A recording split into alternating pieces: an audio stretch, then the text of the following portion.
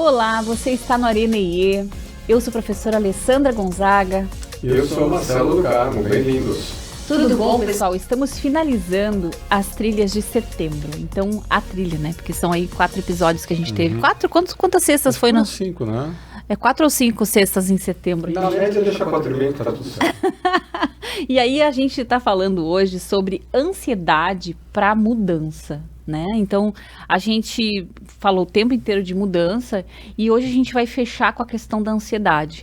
Sem dúvida, mudar traz ansiedade, certo, Man? Eu lembro do modelo, né, dos nossos professores lá do Texas, né, o mapa de excelência pessoal, que, você tem lá um objetivo e você vai se empenhar nesse objetivo. Só que você se empenhar no objetivo, você fazer alguma coisa diferente, você ainda não é isso. Você está desenvolvendo isso enquanto você toma conta da lojinha. É verdade. Né? Então, qualquer transição, qualquer mudança, de cara, já representa uma sobrecarga. Né? Porque você tem as suas tarefas, você tem as suas responsabilidades no teu modelo de vida atual, você deseja transicionar para um novo modelo que ainda é incerto, então você não pode se jogar da ponte, né? Porque você ainda está, muitas vezes, né, pavimentando o terreno que você vai desenvolver nessa tua vida futura. E você fica, por um período ali de mudança, com uma sobrecarga, com 2 chapéus, né, com 2 tarefas, com 2 atividades. É como uma pessoa que ela tem uma carreira e ela fala assim, não, vou mudar de carreira. Tá, mas para mudar de carreira eu preciso me qualificar. Então ela vai fazer uma graduação à noite, ela vai fazer um MBA à noite. Ela vai ficar por 2 anos, né, da vida dela se preparando para essa transição de carreira, tendo todas as responsabilidades que ela tem no trabalho atual, na função atual, mais um curso, né, às noites, mais a busca, né, pelo outro emprego, pela outra função, mais tudo que ela tem que fazer, mas então é uma baita de uma sobrecarga. Isso gera muito estresse. E isso, se a gente não cuidar, não tiver um equilíbrio, né, e eu lembro que lá no MAP, uma das dimensões era justamente como que você, gerencia esse estresse, e 2, né, promove um equilíbrio adequado.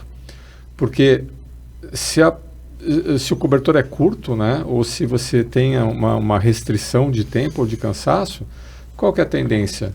É você não trocar o certo pelo incerto. Né, porque a mudança ainda é uma promessa, né, do que pode ser. Aí você pode largar a mão. Por isso que muita gente começa curso e abandona, né, começa a ir na academia e abandona. Eu acho que a gente, para pensar como poderia dar certo nessa analogia da faculdade, deveria pensar um pouquinho sobre permanência.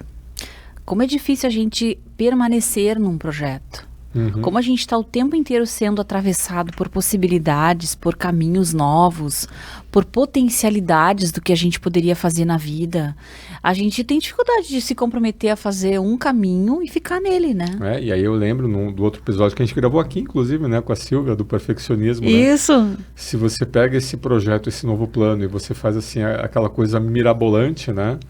Planejar com riqueza de detalhes, etc. Aí você só se frustra, né? Você coloca uma armadilha para si mesmo. Verdade. Porque a gente tem que considerar nessa fase de mudança, nessa fase de transição, e eu acho que isso que você trouxe aqui para nós hoje, né, Ali?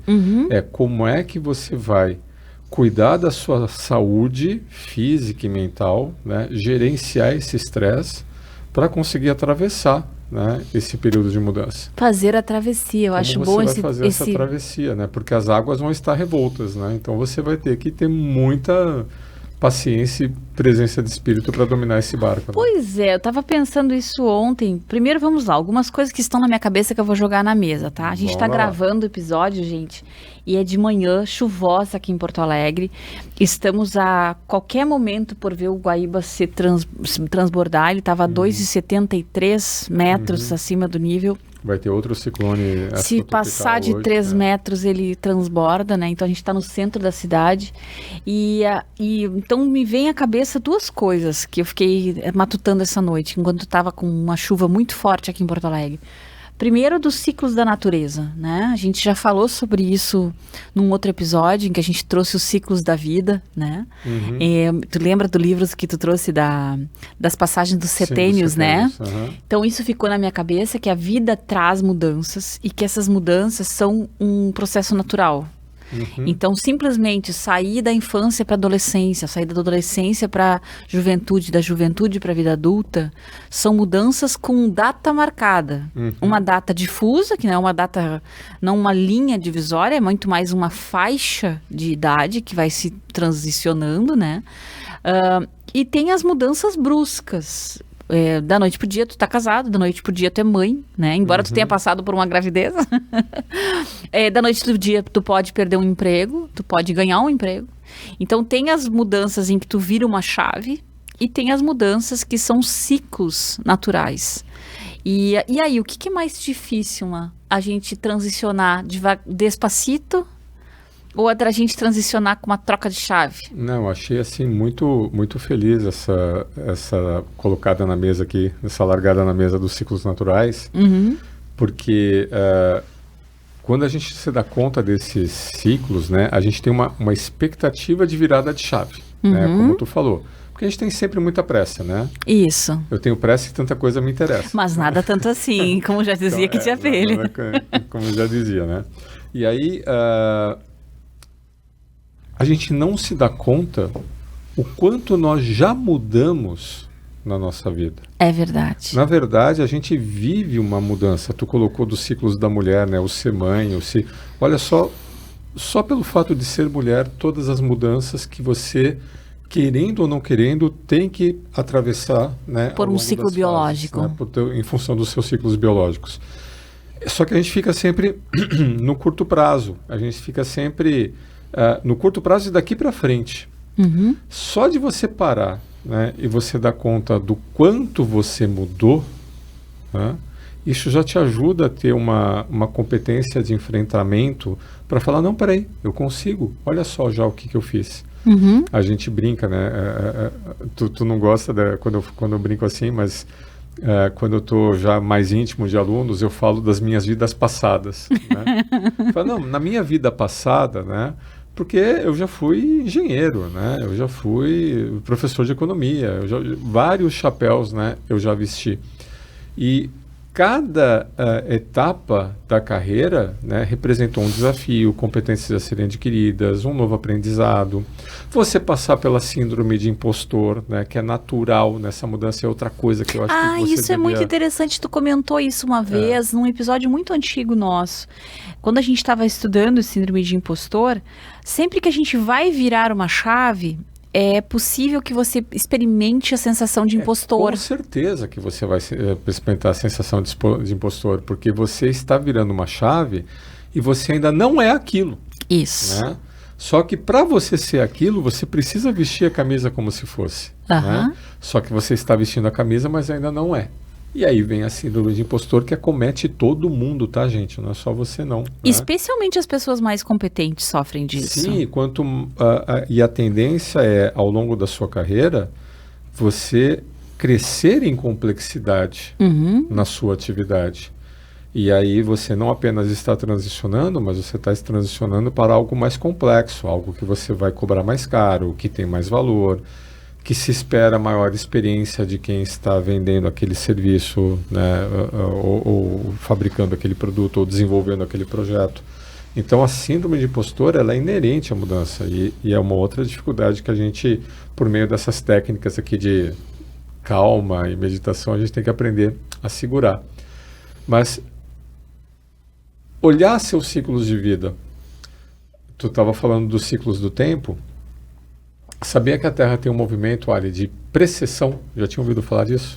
Eu ouvi falar, mas não faço a menor ideia mais do que significa. Imagina um peão. Tu não sei, né? Como tu tem uns arquivos do ensino médio que tu puxa de vez em quando. Não, é que... E assim, o meu ensino médio está num lugar muito distante. Mais fácil lembrar da minha vida passada. Aí sim é de verdade, né? Tá, mas deixa eu falar. A gente estava aqui, antes de gravar o episódio, a gente estava falando do Carl Sagan, né? Isso, quero pegar aqui uma quote dele depois. Programa, né, que foi o programa Cosmos, né? Que eu assisti quando criança.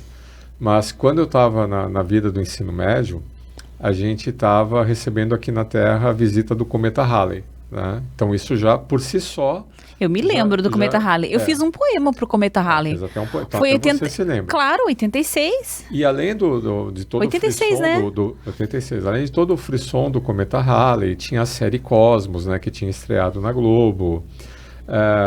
E eu tinha um professor, né, que era um professor de física, que chamava Roberto Bosco. Que Nossa, na época, lembro o sobrenome do homem. ele era um dos 3 astrônomos que havia no Brasil. Olha só.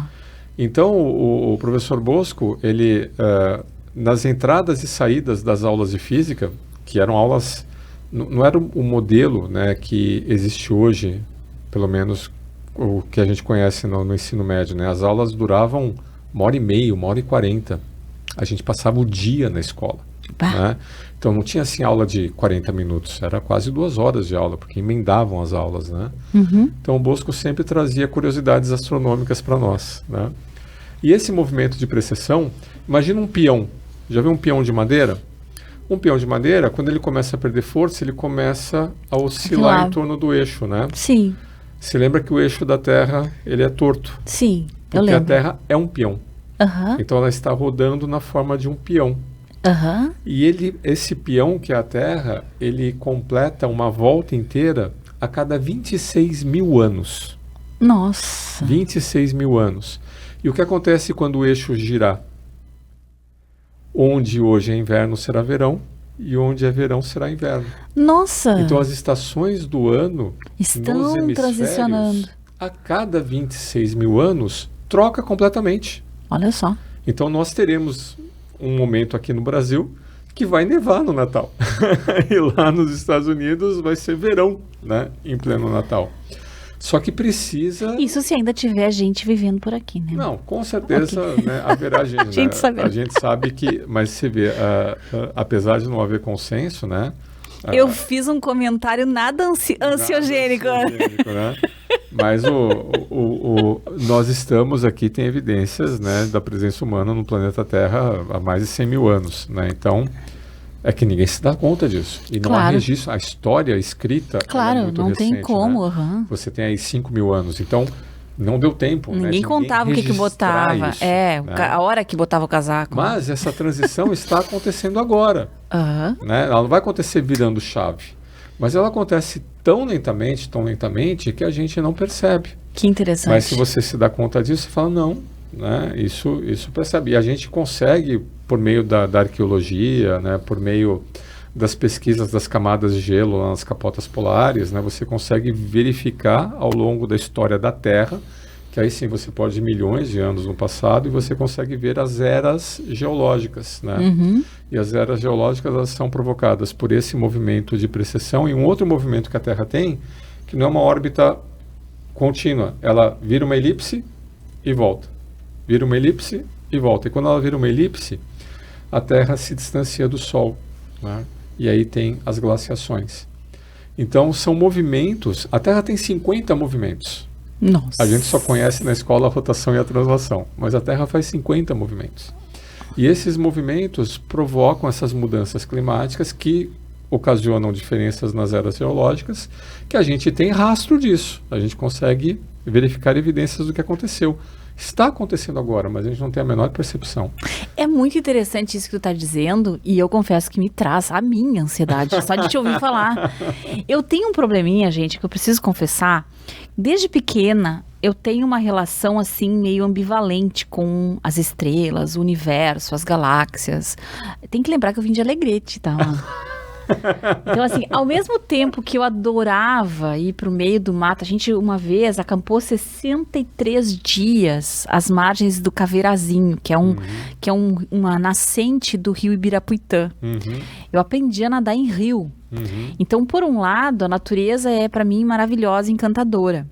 Mas essa sensação de a gente ser uma poeirinha, da gente ser uma coisinha de nada no universo, é um tanto ansiante. Mas eu acho que é a mesma ansiedade, Ali, quando a gente avalia a nossa vida na sociedade que a Claro, gente qualquer dessas análises. Aí eu até vou pegar o Carl Sagan para validar aqui minha ansiedade. Tá. Já que o tema é ansiedade, né, Má? Vamos lá.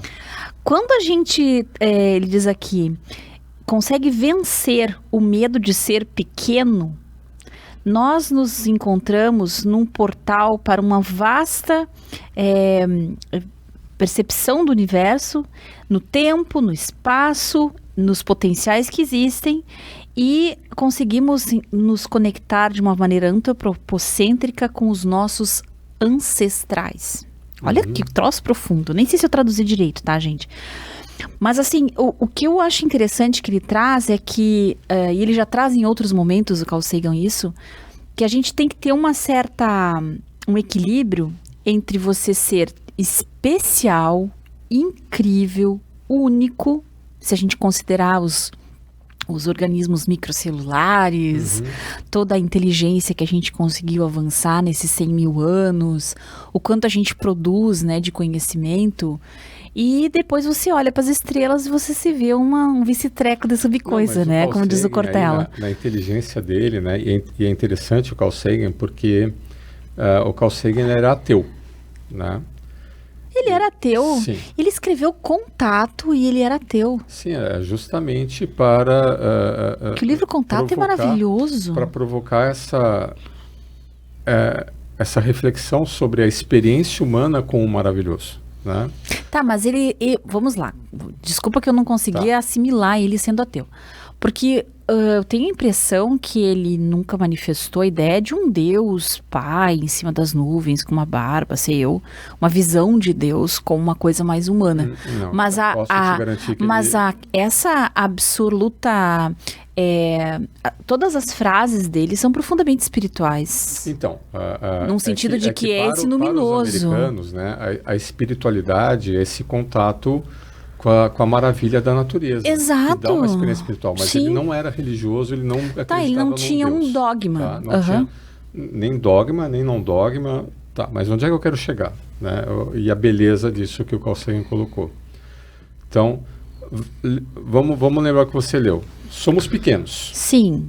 Tá aqui, né, a situação. De repente tu consegue traduzir melhor que eu. Quando nós somos pequenos, né, e a gente olha para o maravilhoso, a gente busca conforto na nossa ancestralidade. Basicamente isso. Isso. Então nós somos pequenininhos. Aí você olha lá para o mundo, você fala, nossa, deixa eu voltar, né, para minha toca. Que olha só quão perigoso, e quão misterioso, e quão incerto, e quão, né, aterrorizante pode ser isso daqui. Isso. Porque você se dá conta, né, do quão frágil você é em relação ao mundo que você vai ter que vencer lá fora. Mas nesse momento, o que te dá fortaleza? Não olhar para o mundo, para onde eu vou, mas você lembrar de onde você veio. Você lembrar da sua ancestralidade. Lindo. É verdade.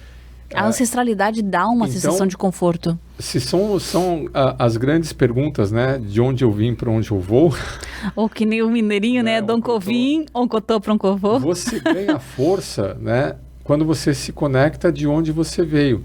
Tem duas coisas, né? Que, aliás, tem de vez em quando aparece, viraliza isso na internet, né? Tem um meme que fala, tá, você teve 2 pais.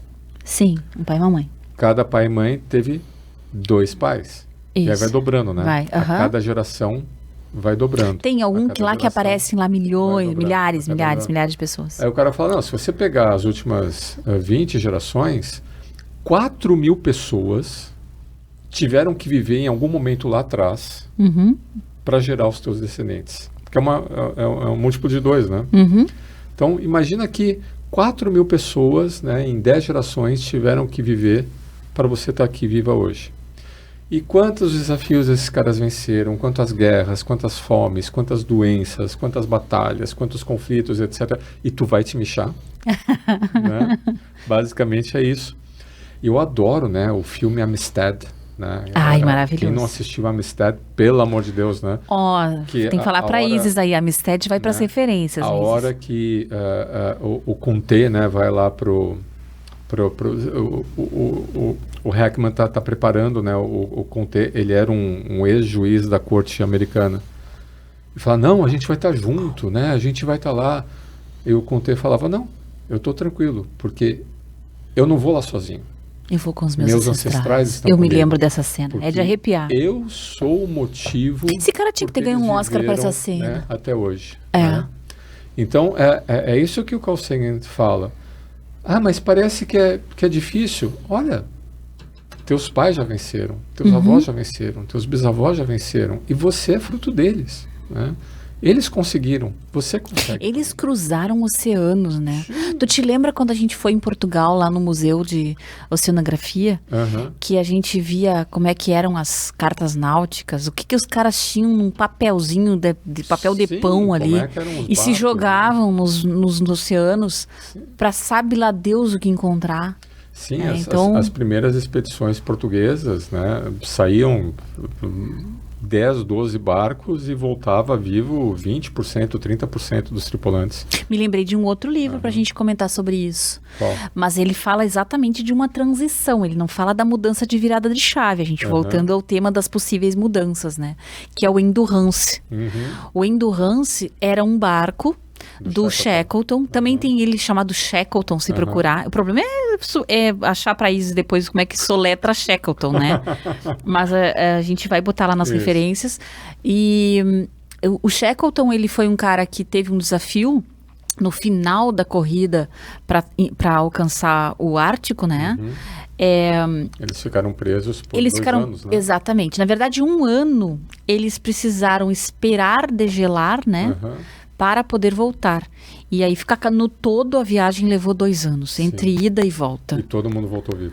Todo mundo voltou vivo. Os caras morriam das formas mais horríveis que se pode imaginar quando acontecia uma coisa dessa. Muitos se matavam, não conseguiam suportar. E o Shackleton criou uma comunidade, os caras se entupiram de foca, né? Era o que dava para comer, faziam futebol na neve.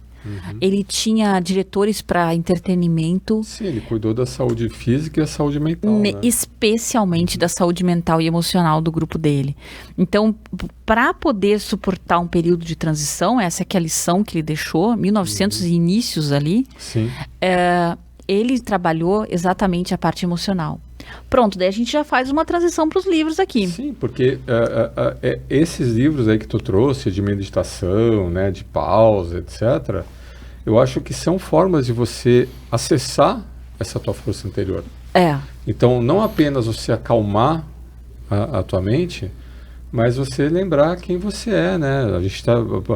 Se não quiser achar o Amistad, né? Pega o Simba, né? Remember who you are. Lembre-se quem você Rei Leão, né? Exatamente. Leão. Todos eles, todas essas jornadas de heróis. Essa cena me marcou. A doutora Rosângela Debocha trazendo a Xuxa, né? Mas são 2 livros que marcaram a minha transição da juventude para a vida adulta, para sair de Alegrete lá com 16 para 17 e vir para Porto Alegre. Um foi Lua de Cristal. Lua de Cristal. Faz de mim a estrela que eu já sei brilhar, né? E ela ensinava a gente a sonhar. Pensa uma criança que tinha se criado, era o único cinema da cidade que depois fechou, né? E de repente tu vê uma jovem que saiu do interior e que vai vencer na capital. Essa é a história do Lua de Cristal. Se morasse no Alegrete, então, tava perfeito. E aí, o Lua de Cristal foi me lembro que eu saí do cinema, eu tava em transe. E o segundo filme foi o Rei Leão, mano. Mas a Xuxa, né? Maria Meneghel, né? Maria da Graça Meneghel. Ela não era do Alegrete, mas ela era do cateto oposto, né? Era de novo... Santa Rosa. Santa Rosa. Era que por ali bem também. Pertinho, né? Então, assim, nossos queridos ouvintes do interior, né? Não era lá da... Não é Horizontina. Não, Santa Rosa. Senão o pessoal vai me esganar aqui se eu tirar a Xuxa deles, né? Sim, se tirar a Xuxa. Mas... Xuxa, Getúlio Vargas, né? Todo mundo Getúlio Vargas é São Borja. Não mistura as coisas que nós vamos ganhar inimigo no interior do estado. São todas cidades da fronteira. Isso, né? Ali do interior. Pessoa, Santa Rosa não é fronteira. Do Alegrete também. Como é que é o nome do cara que foi presidente da ONU? Oswaldo Aranha. A rodovia Oswaldo Aranha, né? O Instituto de Educação Oswaldo Aranha, o famoso IOA, onde eu estudei. O cara que fez a acomodação do Estado de Israel, né? Exato. Todo mundo vindo lá da fronteira, né? Eu acho que o Estado é meio inclinado, o pessoal vai rolando assim. E vai caindo aqui na A gente capital. diz que o pessoal se esparramou os alegretenses pelo mundo. Eu nunca vou esquecer, Mar. Tem que contar essa, contar. aproveitar. Isso aqui é uma terapia, tá, gente? A gente também aproveita pra fazer escutem que essa terapia. vale a pena. Que eu fui comemorar meu aniversário de 22 aninhos de idade num pub inglês, porque a gente tava fazendo um intercâmbio, foi como eu Pub aprendi inglês. Em Londres, não que, pub inglês aqui que em Porto Alegre. chiqueterésimo, né? E aí eu fui comemorar e o pessoal começou a cantar parabéns em português, porque tinha alguns brasileiros. Não é que alguém começa a cantar o canto alegretense e uma galera canta junto? Já pensou? Então o canto alegretense atravessa fronteiras, né? Já que a gente tá falando do Colsegue das Galáxias, tá? Vamos colocar a ordem de prioridade nas coisas Nossa, aqui. pegar um chip e colocar no alegretense quando ele nasce é bom, né? Pra fazer assim, migração, né? Estudar migração. Não é? Né? Estudar, É o Gengis Khan e os alegretenses. Tamo junto, né? Pra esparramar o mundo. E todo mundo a cavalo. Nossa, que virada que já deu o episódio, né? Onde é que nós estávamos mesmo? Eu queria começar a pegar os livros aqui. Então, eu ia começar a comentar que os livros que eu trouxe são para trabalhar a ansiedade, né? E especificamente a ansiedade de mudança. Eu trouxe um livro, não é para me exibir, tá? Mas ele sei lá, a capa dele me chamou. A gente já disse que para trazer os livros aqui para Renê, eles pulam da estante, né? E ele pulou da estante. Quando eu estava fazendo mentoria com o Chuck, o Charles Wolfe, agora a gente pretende retomar, que é aquele professor que eu contei para vocês, que é um certificador da ferramenta Miskit, né? E também do ESC. Ele não certifica no ESC, mas ele é especializado no método do Daniel Goleman para coaches, né? Maravilhoso o trabalho do professor Chuck. E ele, no meio da minha mentoria, eu estava numa dessas ansiedades de mudança. Eu estava vivendo exatamente isso que a gente está trabalhando aqui no episódio. E o professor Chuck me disse, Ali, Don't Push the River. Esse livro aqui, ó, Don't Push the River. E não é um livro para se comprar, tá? Eu só trouxe para olhar, porque ele é um livro que, na verdade, é um diário. Ele é como se fosse um diário dessa professora, a Barry Stevens, que é uma conhecida professora da linha da Gestalt terapia. Explica para o pessoal o que é a Gestalt. O que é a Gestalt, né? A Gestalt foi um movimento, se não me engano, dos anos 60, talvez 70, tá? É bem antiga a Gestalt. Deixa eu até ver quando é que é esse livro Porque ela fez com o Fritz, ó, anos 70, ó. Em 1970 ela fez o livro. E é um livro do Centro de Desenvolvimento em Gestalt, né? A Gestalt, ela trabalha a tal fenomenologia, que tem a ver com você realmente abraçar a experiência da vida tal como ela acontece. Ela vai influenciar muito o Carl Rogers também, que é dessa rodada aqui. Muito se falava em abraçar a experiência, sabe? O que eles queriam dizer com isso? Para de tentar manipular os momentos da vida. Para de tentar controlar. E o Don't Push the River não fica tentando controlar o rio. O rio é mais forte do que você. O rio vai encontrar o caminho dele. O rio encontra o caminho dele. Tem um outro livro que fala sobre... E agora com a gente pensando em rio e Rio Guaíba, me veio esse nome, né? Não tenta empurrar o rio. O rio sabe o que vai acontecer com ele. Ele é muito maior, essa força natural, ela é muito maior do que você. E essa tentativa de resistir às mudanças nada mais é do que tu tentar segurar um rio. Tu tentar manipular uma força maior do que você. Você tentar controlar a velhice. Cara, você vai perder. Né? A velhice vai chegar. Você vai olhar um dia no espelho e vai estar cheio de ruguinha na tua cara. E é muito legal que você vá abraçando a mudança e se deixando levar. E não resistir. Tudo bem comprar um sérum, tá? Nada contra. Mas nada de sofrer com isso. No meu tempo, porque não já se viu, porque no meu tempo. Teu tempo, cara, guarda com carinho, mas tu tá vivendo agora. E o teu tempo é agora. Isso. Quando te perguntarem qual é a tua melhor idade é a que tu tem, né? Porque a gente tem que conseguir avançar com as mudanças da vida. Sim, e tudo que você viveu te trouxe até aqui. Isso. Então, e é interessante quando tu fala, por exemplo, das vidas passadas. Não é que eu não goste quando tu fala. É que eu acho um assunto tão lindo e acho importante a gente encarar tudo que a gente foi. Uma vida passada, no sentido de uma persona passada que tu foi, não deixou de existir. Sim. Então, existe em algum lugar aí em você o engenheiro, o cara que foi projetista lá da Siemens, o cara da auditoria. Existe o cara que chegou a ter 230 quilos. A gente nunca contou isso aqui, hein, Mar? Já contamos? Acho que não. Acho que não. Tem esse cara em algum lugar, né? E então essas mudanças que a gente foi vivendo, elas nos compõem, elas nos constroem, nos constituem. A gente não pode dizer que a gente deixa de ser e vira a chave. Na verdade, aquilo te traz uma outra visão de si mesmo. Bem que nem os bichinhos quando trocam de pele. Quando a gente troca de pele, a gente está avançando nesse mesmo organismo. E que coisa boa que existe um centro na nossa personalidade, que é esse tal self, que é a testemunha de tudo isso. Que é a testemunha de todas essas fases que a gente viveu e que a gente pode dizer que é o mais parecido com o eu mesmo, com o si mesmo, né? O si mesmo não é a foto que a gente bate em algum momento da vida. Profundo isso, hein? Profundo. E o que te faz pensar, mano? Me faz pensar que a gente precisa aprender a lidar com essa experiência de uma forma mais leve. É que eu lembrei do Cat de Vries, né, aquele livro... Caráter e Liderança? Não, Sexo, Amor, o Dinheiro. Sei. Mais um que a gente não trouxe aqui para dar para eles. A gente vai ter um monte de coisa para passar de referência. Pois é, tem um camarada chamado Cat de Vries, né? Ele tem vários, né? O Caráter e Liderança, o Efeito Porco-Espinho. Tá, mas não fica falando todos. Qual que tu tá falando de específico?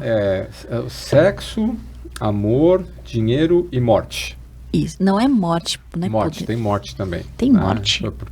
Tem morte também, que são eu acho que ele não vendeu mais só porque ele botou a morte. Mas são os 4 grandes medos, né, que assolam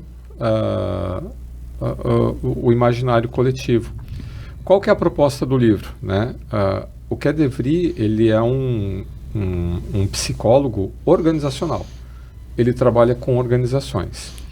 Psicanalista, inclusive. Isso. Sexo, dinheiro, felicidade e morte. Felicidade e morte. Tá? Sexo, dinheiro, felicidade e morte. E por que esses 4? Né? A proposta do livro é, nas experiências, né, com altos executivos, né, que o Cat de Vries tem... Eu gosto muito do trabalho dele. Aí tu pensa lá, tu tá fazendo mentoria ou coaching de um alto executivo. Um alto executivo, né, é um camarada que já percorreu algum chão na carreira. E é um camarada que ele, ao mesmo tempo que ele olha para o que ele ainda quer ser, ele começa, pelo avançado da idade, a se ressentir daquilo que ele acabou perdendo, se dedicando tanto tempo assim à empresa. O Jordan Peterson fala, né, porque um camarada virar CEO, quanta abdicação ele teve. Nós conhecemos na nossa trajetória profissional várias pessoas em cargos de liderança que abriram mão de muita coisa. E aí o camarada ele começa a se dar conta da finitude da vida. E ele começa a entrar em parafuso, porque, olha, eu estou aqui, eu sou o CEO, eu tenho uma carreira, eu tenho uma trajetória, cara, eu tenho uma vida. E não tem como você parar de pensar nisso. Não tem como você chegar para um CEO, né, pela experiência do Cat de Vries, e falar assim, não, vamos olhar aqui para o negócio, né? Esquece a tua vida. Olha mais um pouquinho aqui para a estratégia. Vamos analisar o concorrente. Aquilo fica de fundo. E são coisas que, se você não olhar e não endereçar, e não resolver, não produzir sentido, esse cara ele não vai ser mais viável. Ele simplesmente vai perder a eficácia dele, né? Simplesmente porque ele vai estar ansiado. Isso causa ansiedade, isso aumenta o grau geral de ansiedade, e essa ansiedade da minha vida privada acaba contaminando as minhas decisões de negócio. Eu começo a ficar medroso, eu começo a ficar reticente à mudança, eu começo a não ter mais tantas certezas, eu começo a não ser mais arrojado, etc, etc. Então ele fala, olha, todo mundo vai ter que endereçar, né, certas questões na vida. Isso faz parte, né, da Tu tá falando no Cat de Vries, e eu tô lembrando do Irving Yalom. Do existencialismo. É. A mesma coisa. Mesma coisa. Então, no existencialismo, que a corrente vai do Irving Yalom de trabalho, inclusive ele diz que não é bem um método, não é uma técnica também, considere isso quando você for fazer terapia de pessoas, especialmente também de grupos, que é uma grande especialidade dele, né? Mas o existencialismo parte do princípio que as próprias mudanças da vida, elas trazem a necessidade da gente fazer uma parada, da gente refletir sobre elas e, como fala o Ketrevino nesse livro, de buscar um significado. Como é que eu estou me transformando? O que está acontecendo comigo? O que eu tiro dessa experiência? É interessante como a gente está vivendo uma época em que a gente está anestesiado para esse tipo de reflexão, né, Má? Sempre tivemos os vícios da sociedade, né? Eu lembro, por exemplo, na época dos meus pais, que era muito comum as pessoas se reunirem para beber até cansar. E quando bebiam até cansar, no mais das vezes não era para falar sobre as grandes questões da existência humana. Era para falar sobre qualquer outra coisa mais mundana, mais cotidiana. Mais uma fuga das grandes questões. Exatamente. É muito difícil que as pessoas se reúnam ou parem um pouquinho para pensar sobre a vida, para pensar sobre o que estão fazendo da sua história, da sua narrativa pessoal, das suas escolhas, daquilo que elas não puderam escolher, que apareceu na frente delas. Então, é muito interessante a gente falar sobre pausa, e tu já sabe que é isso que eu vou trazer. Isso. É interessante, ó, né, aqui o outro livro que a gente recomenda, ó, A Pausa. Essa questão que você trouxe, né, das pessoas que paravam para beber, que a mudança pode ser ansiogênica, né? Pode causar ansiedade, sim. Agora, não mudar, você se dá conta que você perdeu o bonde, né? Que é o último episódio, né? Que a gente falou. Alto, né? A estagnação que a gente falou no último episódio, né? Que a gente não saiu do lugar. Mas de todos esses livros aqui que você trouxe são para um pouquinho. Eu achei engraçado você lendo o livro antes da gente começar, né? Que ele disse que essa moça aqui tá com todos os boletos em dia, né? Porque ela manda fazer pausa de tudo que é jeito, tá? Sim. Porque, vamos lá, um livro que mais uma vez podia ser uma frase, né? O que poderia ser a frase do livro? Faça uma pausa, sim, né? Dá um tempinho, né? Dá um tempinho Respira. na tua vida.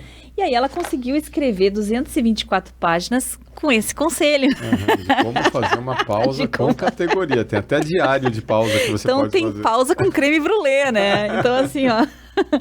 Treinamento para atingir o desempenho, 5 sinais de que você precisa de uma pausa, mergulhe na pausa, o painel da pausa, que é aí que a gente está falando dinheiro, tempo, atividade. Pausa de aparelhos digitais. Eu quero pegar um trechinho disso aqui e ler, mas eu só vou seguir mais um pouco o que ela diz aqui. Dicas para uma pausa significativa. Essa aqui que o Marcelo disse que ela estava com os boletos em dia. Ó, retorno pós-pausa. Né? Parece que a mulher tá de férias há 50 anos. Mas vamos lá. Daí, assim, o que eu achei muito legal é essa parte aqui da pausa de aparelhos digitais, tá? Sim. Porque esse livro foi antes da gente estar nesse nível de vício de telas que nós estamos vivendo, porque ele foi antes da pandemia, 2019. O que tu tá rindo aí, Má? Antes de eu lembrei de uma piadinha corporativa de uma dessas vidas passadas, né? Quando eu saí da Siemens, eu tinha 2 férias acumuladas e 220 horas no banco de horas. Nossa! Mas essa era a realidade, assim, de muita gente, né? Porque a gente viveu uma época da hiperinflação e as empresas, elas tinham que cortar custos. Uma das formas de cortar custos era reduzir pessoal e as pessoas que ficavam sobrecarregadas. Sim. Só que você tem uma legislação trabalhista, né, que fala que você não pode ter mais de 2 férias vencidas, né, porque se você tiver 3 férias, né, para vencer, a empresa vai ter que pagar multas, indenizações, etc. Mas ao mesmo tempo você não conseguia tirar férias, então a gente brincava que precisava contratar alguém para tirar férias para a gente. Porque a gente precisava cumprir as férias, mas não tinha como sair do serviço. Então, quem sabe a gente contrata alguém para tirar as nossas férias? Uma época em que ninguém conseguia parar, né?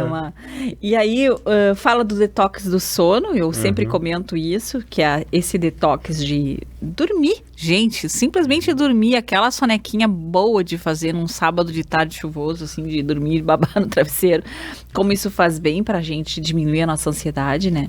Mas eu insisto na pausa dos aparelhos digitais, porque eu me confesso um pouco viciadinha em girar o Instagram. A nossa filha que identificou isso no scrolling. A gente fez, inclusive, um post esse mês sobre isso.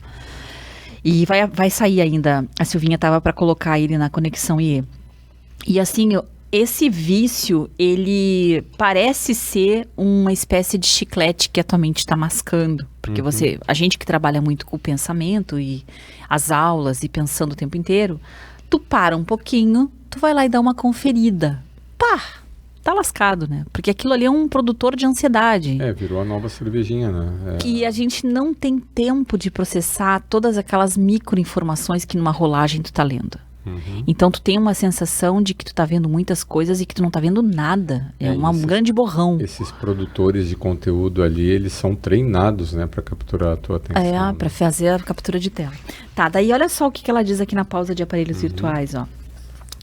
Que ela diz, evite aparelhos antes do sono. Todo mundo diz isso, ninguém faz, né? Acho que tu falou do Fagundes, né?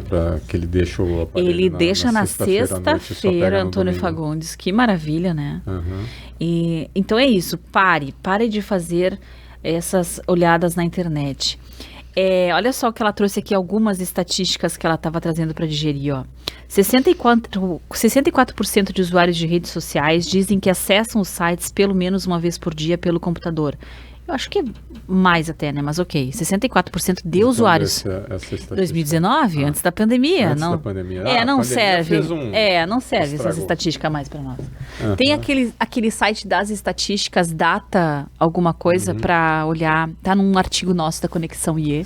Para olhar o que tá rolando nas redes sociais. E é impressionante o tamanho. De uploads, né, que é Nossa Senhora. É a nova linguagem, né? Isso está substituindo jornal, televisão, Mas eu livros. Tive a grata surpresa de ver um vídeo que eu até compartilhei com a nossa filha, porque ela tem um pouco essa coisa de, meu Deus, rede social, ela não curte muito, né? E eu super respeito isso nela, porque eu vi o que faz na geração dela. Vai voltar. E esse vídeo diz que vão acabar as redes sociais. Eu acho que essa mudança não me causa ansiedade, porque... Claro, eu sei que tem muita gente aí que tem o seu negócio em cima disso, vão ter que se reconfigurar, mas especialmente Instagram, Facebook já está quase indo, né? Twitter já trocou de papel também, tentaram fazer o Twitter do Instagram, que pelo jeito não emplacou. Mas eu acho que essas redes de rolagem são muito tóxicas, muito ruim. Muito bem, eu tô perdendo o controle da hora, acho Fábio, se puder para nós. São 10h22. Se puder só dar uma olhadinha ali. Mas só vou terminar de mostrar. E aí deu. Olha só. Está em 40, então tá bom. 20 minutos, beleza. Então pronto. Guia Headspace. Então esse aqui, ó. O Headspace é um aplicativo para meditação. Tem muita gente que ele precisa de algum estímulo externo para poder fazer a meditação. E esse aqui é um complemento pro aplicativo. Achei muito legal, muito bem desenhadinho o livro. Esse sim te pega pela mão, assim, sabe? É um livro que de todos, não quero comprar nenhum outro. E esse aqui, tá? Esse aqui eu achei o mais legal para poder, de fato, indicar para leitura. Ele vai trazendo algumas dicas de meditação específica, de como é que você pode fazer. Então, são os diferentes exercícios e os benefícios de fazer isso. Basicamente, a meditação, ela tem a ver com você trabalhar a respiração ou você trabalhar a tua tela mental. Alguns outros tipos de meditação trabalham muito também a propriocepção, que é você se dar conta de onde seu corpo está, ou tomar uma segunda posição. Eu gosto muito mais dessas, as meditações ativas, né? Tu gosta mais, não? Teu tipo preferido é ficar imaginando o próprio corpo ou escaneamento corporal, alguma coisa? Por exemplo, escaneamento corporal é ótimo, né? Porque eu tenho dificuldade de ancorar, né? Então, quando me dão um osso para roer, eu consigo permanecer mais tempo. Eu já vi gente dizer exatamente o contrário. Eu nunca vou esquecer uma vez eu dando uma aula no pós e a gente fez uma meditação que era em torno de uma bola azul, que tinha que imaginar. E eu tô vendo as luzes azuis aqui. Né? E aí eu tô lá no meio da bola azul e aí o cara me larga no meio, a turma com a luzinha apagada.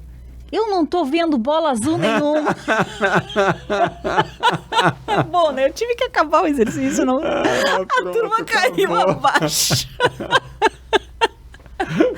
Então... É que nem tá todo mundo na realidade virtual, alguém vai lá e tira a tomada. Não, né? Putz, acabou, né? Puxa Terminou, acabou, o pessoal caiu na risada, eu disse respirem, vão abrir os olhos, muito bem, boa noite pra todo mundo. Acabou. Eu acho que ele tava na da bola azul e deve ter ficado extremamente ansioso. Exato, assim, né? tem pessoas que ficam com a bola azul. Quem é do La Salle aí pode se lembrar dessa meditação. Teve uma outra vez que eu fiz, eu era um pouquinho maluca de fazer isso com os alunos, porque eu estudava as coisas de meditação, o mesmo professor que a gente estudou lá no Texas, a gente teve um curso com um professor indiano, professor Dr. Palan. Briefing and Briefout. E aí eu achava o máximo as técnicas e ia aplicar com meus alunos. E uma vez eu fui aplicar uma técnica de ancoramento e era para imaginarem as raízes e tal. Nossa, a turma viajou, assim. As pessoas disseram que enxergaram, já estavam virando árvore de verdade. E na aula semana seguinte veio uns 2, 3 falar comigo e uma aluna disse, prof, eu saí daqui. Fui pra casa feliz e contente, tava me sentindo super leve, perdi toda a minha ansiedade. Eu digo, ai, que coisa boa. Ela disse, não, coisa boa nada, eu esqueci meu noivo na faculdade.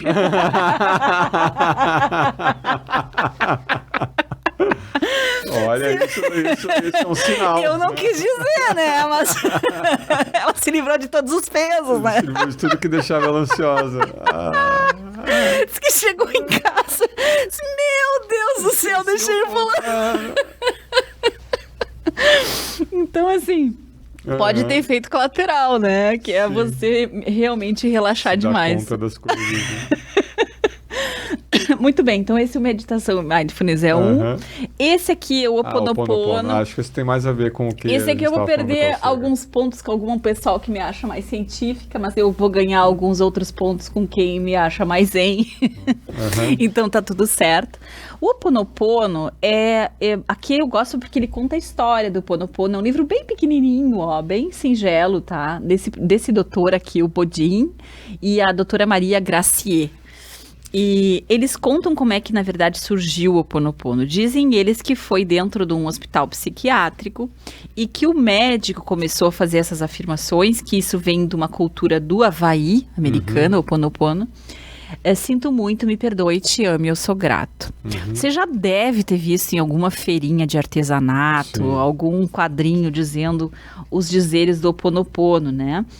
Mas o que eu acho muito legal é que ele cria uma conexão interna muito mais amorosa. É você consigo mesmo, né? Claro que esse sinto muito, me perdoe, eu te amo, eu sou grato, tu pode dirigir para alguém. Se tu tá pensando em alguém que você... Mas geralmente é para você mesmo. É para você mesmo. Você tirar a espada do pescoço. Né? E para as escolhas que você fez e que você hoje imagina que não foram interessantes de terem sido feitas, porque tu mesmo comentou no começo que quando a gente se sente muito pequeno diante da imensidão da vida, das mudanças, das coisas que acontecem sem que a gente possa controlar, um conforto que a gente pode ter é olhar para a nossa ancestralidade. Só que tem muitas pessoas que, tentando diminuir a ansiedade, que é uma coisa que te projeta para o futuro, elas remoem o passado. Eu lembrei daquele livro que você acabou dando de presente para alguém. A gente precisava comprar de novo, né? O Biblioteca da Meia-Noite. Eu dei de presente para minha massagista maravilhosa, que ela é uma pessoa incrível. Mas é uma referência muito boa, muito né? boa, Biblioteca da Meia-Noite. Bem lembrado. Vamos trazer aqui também. Coitada da Isis, não vai caber num post só as referências desse episódio. A gente viajou na maionese aqui. A gente tem que parar de gravar episódio às 9, porque parece que a gente chega com a cabeça mais viajada. Então, o Biblioteca da Meia-Noite também tem essa pegada. Ele é aí sim uma história, né, gente? Não vamos dar spoiler. Não vou dar spoiler, tem que ler. É muito bom. E a pessoa também fica passando por possibilidades da sua vida, né? Projeções de vidas futuras possíveis que você não viveu. Isso. Que é o princípio do arrependimento. O arrependimento é essa mania que a gente tem de projetar um futuro na mente. E achar que tudo que deu errado não ia dar e tudo que não deu certo daria. Isso. E a gente refaz lá no passado aquele ponto focal do que a gente imagina que a gente escolheu errado e a gente projeta um futuro que nunca aconteceu. Então o Ho Oponopono ajuda a quebrar esse ciclo tóxico, podemos dizer assim, com o teu passado e com os teus futuros possíveis. Sim. Ajuda a diminuir essa necessidade de controle que a gente tem da nossa realidade. Eu gosto muito também de um outro formato do Ho'oponopono. Eu, aliás, não sei de onde ele vem. Se alguém quiser nos contar, é bacana nos contar ali nos comentários. Que é como é que eu projeto o meu futuro diretamente com uma sensação de vou deixar levar. Sabe assim, um let it go da Frozen? Que eu entrego, confio, aceito, agradeço. É um movimento de entregar. Vou repetir. Entrego, confio, aceito, agradeço. Vejam que nesse outro formato, eu tô jogando para frente um voto de confiança. Vai dar certo, não sei como, a vida vai entregar e eu vou abrir mão desse tanto de controle que eu tô querendo. Porque no final das contas, a ansiedade para mudança é a ansiedade de perder o controle da situação que eu tenho hoje. É a sensação de que eu perdi aquela plataforma em que eu podia me posicionar e saber o que eu estou fazendo aqui. Uma última referência, tá? Isis, desculpa, tá? E depois a Isis vai procurando, se esgana para achar as referências. É o discurso de formatura, o commencement speech do Steve Jobs em Stanford, né? Que é o Linking the Dots. Né? Unindo os pontos, né? Que ele está fazendo um discurso, né, para uma turma que está se graduando na Universidade de Stanford, e ele nesse discurso fala assim, calma, a tua vida não faz nenhum sentido agora, mas vai fazer no futuro. Ficou famoso esse discurso. E ele junta todos os pontos, né, de todas as experiências, né, que ele teve ao longo da vida dele, como cada uma dessas experiências ajudou ele a fundar a Apple, a desenvolver o Macintosh, a fazer a Pixar, né? Então é muito mais fácil você produzir sentido, né, quando você olha para trás. Então o Ho'oponopono ajuda nessa produção de sentido daqui para frente, daqui para trás. E esse outro mantra que você falou do entrego, confio, agradeço, calma, vai fazer sentido. Né, lá na frente. Vai dar certo. Vai dar certo. E por último, eu trago uma referência não tão holística, ou pode crer, como a gente poderia dizer, que é o Ho'oponopono, que é o estoicismo. O estoicismo foi uma primeira corrente lá dos gregos, né? E é interessante que eu vejo algumas pessoas comentarem que ele meio que desconsidera as emoções humanas. Sim, eles não consideravam as emoções da forma como a gente considera hoje. Eles eram extremamente, olha, vive com o que tu tem, tá? É o que a casa oferece. Para de ficar tentando mudar. Sim. Então, nesse sentido, alguns princípios da inteligência emocional, se a gente for considerar, por exemplo, a proposta do professor Mark Brackett, do Permissão para Sentir, esse a gente já botou nas referências, então não precisa colocar. O professor Mark Brackett meio que diz assim, calma gente, a gente não pode deixar de sentir as coisas. A gente tem que experimentar os sentimentos para poder passar por eles. O Sêneca não estava preocupado em fazer uma vertente dos sentimentos, e sim em fazer as pessoas lidarem com a realidade tal como ela se apresentasse. Aqui tem uma frase bem típica dele, encare a vida como ela se apresenta e depois reflita a respeito. Então, não adianta dourar a pílula, é isso que ele está dizendo. Encara a vida como ela se apresenta. O Sêneca também, ele comeu o pão que o dito cujo amassou, né? Porque ele teve uma trajetória de vida bem complicada. Ele comprou umas brigas grandes com os políticos da época. Ele era um senador romano, né? Sim. Ele teve as cartas que ele escrevia para esse amigo dele, o Lucídio, muito bacana de ler. Esse livro que eu estou mostrando é exatamente essa. Lucílio. As cartas Aprendendo a Viver, né? O Sêneca, só de ele ter mantido a sanidade ao longo da vida dele, já mostra que essa filosofia de vida tem o seu valor. Pela experiência que ele teve. Mas sabe por que eu gosto muito do Sêneca? Primeiro que os livros são muito pequenininhos, gente. Isso aqui é um pocketbook, tá? E que ele não é uma coisa pomposa. Porque tem alguns filósofos que tu não consegue ler até a terceira página. É muito difícil de entender. Por exemplo, aquele livro do Ser e o Nada. Eu sei que um Clóvis de Barros da vida vai dar risada do que eu tô dizendo, mas, cara, eu não consigo ler aquilo. Eu acho muito difícil ler. Sartre, né? O Sêneca não. O Sêneca é gente como a gente, assim, sabe? Tu lê as cartas dele e tu diz, tá, isso aqui faz sentido pra mim, né? Olha só, ele contando aqui pro Lucílio, ó. Certas coisas só se mostram pra quem está presente, né?